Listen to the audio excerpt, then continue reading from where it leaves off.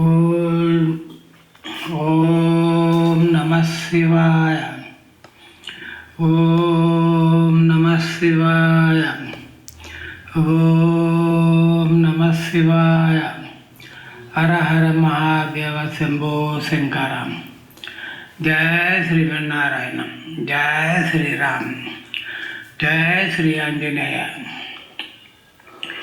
NLR channel చూసే భక్తులందరికీ, ప్రజలందరికీ, ముఖ్యంగా వివాహం పెళ్లి చేసుకొని పోయే దంపతులకు మీకు పరమశివయ్య శ్రీమన్నారాయణ నుండి మీకు శుభాకాంక్షలు. భగవంతుడి దీవెనలు మీ అందరి మీద ఉండాలని కోరుకుంటున్నాను.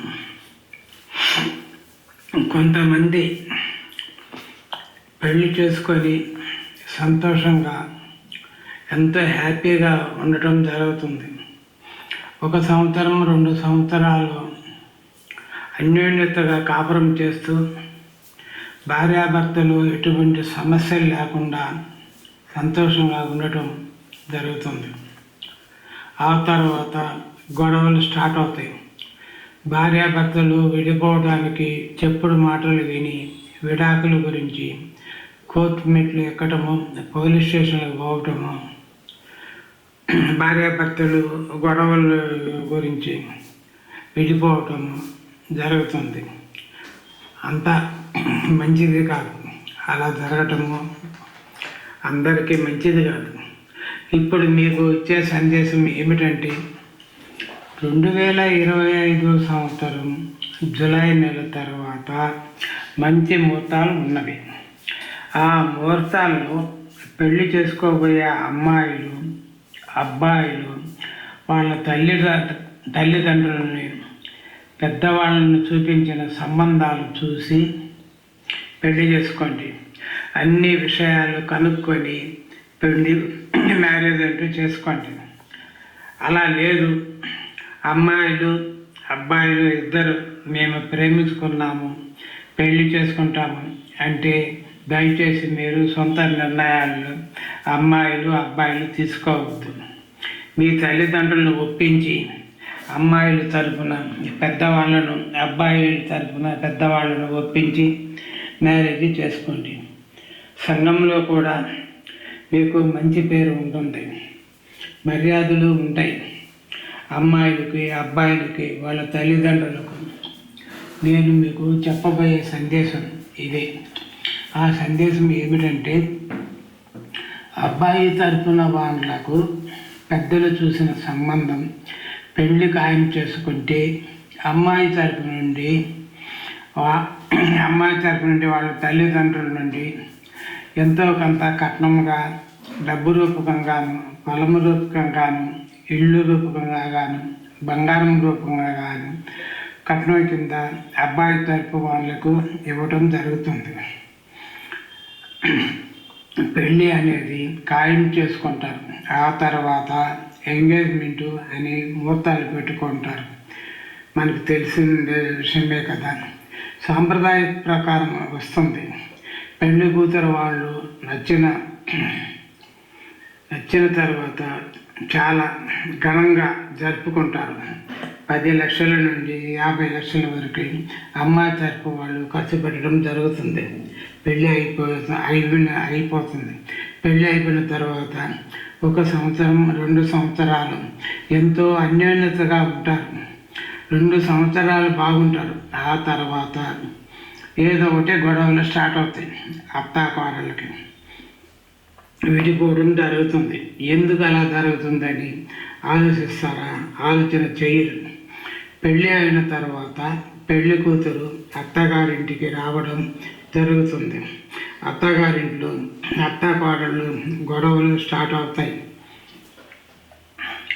ఏదో ఒకటి అనుకోకుండా ఉండదు, జరుగుతుంది. అబ్బాయి వాళ్ళ అమ్మ తండ్రికి కొడుకు ఇంటికి రాగానే కోడల మీద చెడు అభిప్రాయంగా కొడుకుకి చెప్పడం జరుగుతుంది. అబ్బాయికి తల్లికి కోడలతో గొడవలు పడవద్దు అని చెప్పుకోలేక చాలామంది అబ్బాయిలు బాధపడుతున్నారు. అబ్బాయిలు భార్యలకు అమ్మాయితో గొడవ పడవద్దని చెప్పుకోలేక, మా అమ్మతో గొడవ పడద్దని చెప్పుకోలేక అబ్బాయిలు బాధపడుతున్నారు. కొంతమంది అబ్బాయిలు కొంతమంది తల్లి సైడు ఉండటం జరుగుతుంది.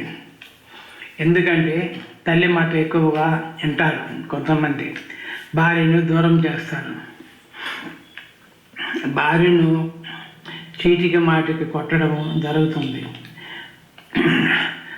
తల్లి మాట విని అబ్బాయిలు భార్యను చిత్రహింసలకి గురి చేస్తారు. అబ్బాయిలు మా అమ్మ చెప్పినట్టు వినాల, మా అమ్మ కాలి కింద పడి ఉండాల, లేకపోతే తెలుసా నువ్వు నాకు అవసరం లేదు, నేను వేరే దాన్ని పెళ్లి చేసుకుంటాను అని బెదిరించినట్టు అబ్బాయిలు అమ్మాయిల్ని మాట్లాడటం జరుగుతుంది. అబ్బాయి నాన్న అమ్మ ముగ్గురు కలిసి అమ్మాయిల్ని చిత్రహింసలకి గురి చేస్తారు. అమ్మాయి భర్త పెట్టే బాధలు, అత్తమామలు పెట్టే బాధలు తట్టుకోలేక పుట్టింటికి పోవడం జరుగుతుంది. ఆ తర్వాత అమ్మాయి వాళ్ళ అమ్మ తల్లిదండ్రులతో చెప్పి పోలీస్ స్టేషన్కి కేసులు పెట్టడం జరుగుతుంది. ఆ తర్వాత కోర్టుకు పోవడం, కోర్టులో ఆ తర్వాత లాయర్ని కలిసి ప్రైవేట్ కంప్లైంట్ కోర్టులో కేసులు పెట్టడం జరుగుతుంది. ఒకటి డొమెస్టిక్ వైలెన్స్ అని పెట్టడం జరుగుతుంది. రెండోది డీవీసీ, డొమెస్టిక్ వైలెన్స్ అంటే డీవీసీ పెట్టడం జరుగుతుంది. మెయింటెనెన్స్, అమ్మాయికి ఏదో ఒకటి తినటానికి కావాలని ఫుడ్ ఏదో ఒకటి ఖర్చులు కానీ మెయింటెనెన్స్ కోర్టులో వేయటం జరుగుతుంది.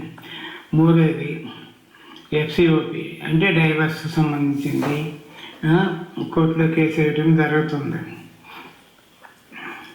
ఆ తర్వాత మహిళా కోర్టులో కేసు వేసే ఛాన్సెస్ ఉన్నాయి. అదే కాదు, మళ్ళీ సైబర్ క్రైమ్ అని నన్ను చిత్రహింసలు బయట నుంచి పెడుతున్నాడని అబ్బాయి మీద కేసు వేయడానికి జరుగుతుంది. పోలీస్ స్టేషన్ కేసు మొత్తము 6 కేసుల దాకా అవుతాయి. అబ్బాయి మీద అమ్మాయి వాళ్ళు, అబ్బాయి తల్లిదండ్రుల మీద, అబ్బాయి చెల్లెలు బంధువుల మీద వాళ్ళ పేర్లు పెట్టి కోర్టులో కేసు వేయటం జరుగుతుంది. ఆ తర్వాత అమ్మాయికి విధి లేని పరిస్థితుల్లో అమ్మాయి ఎవరు చెప్పలేక అమ్మాయి ఎంతో చిత్రహింసలకి గురవుతున్నది. అబ్బాయి వాళ్ళకి ఎవరు చెప్పినా వినే పరిస్థితిలో ఉండరు, అమ్మాయి వాళ్ళు చెప్పినా వినే పరిస్థితిలో ఉండరు. నేను చెప్పబోయేది ఏమిటంటే, అబ్బాయి తల్లిదండ్రులు కానీ అమ్మాయి తల్లిదండ్రులు కానీ నా ఫోన్ నెంబర్కి ఫోన్ చేసి మాట్లాడండి. పెళ్ళికి ముందే ఇటువంటి ఇబ్బందులు రాకుండా అగ్రిమెంట్ రాత మూలకంగా పరిష్కారం చేస్తాను. దయచేసి నా ఫోన్ నెంబర్ ఇస్తున్నాను, ఫోన్ చేసి మాట్లాడండి. ఈ వీడియోలో మిగతా విషయాలు పంపుతున్నాను. ఎన్ఎల్ఆర్ ఛానల్ ఈ వీడియోలు చూసేవారు లైక్ చేయండి, సబ్స్క్రైబ్ చేయండి, షేర్ చేయండి. ఇప్పుడు 3వ వీడియోది చేసి పంపబోతున్నాను. ఆ వీడియో చూడండి. చూసిన తర్వాత మీరు ఆలోచించుకొని నా నెంబర్కి ఫోన్ చేయండి. అందరికీ ధన్యవాదాలు. ఓం నమః శివాయ. జై శ్రీమన్నారాయణ.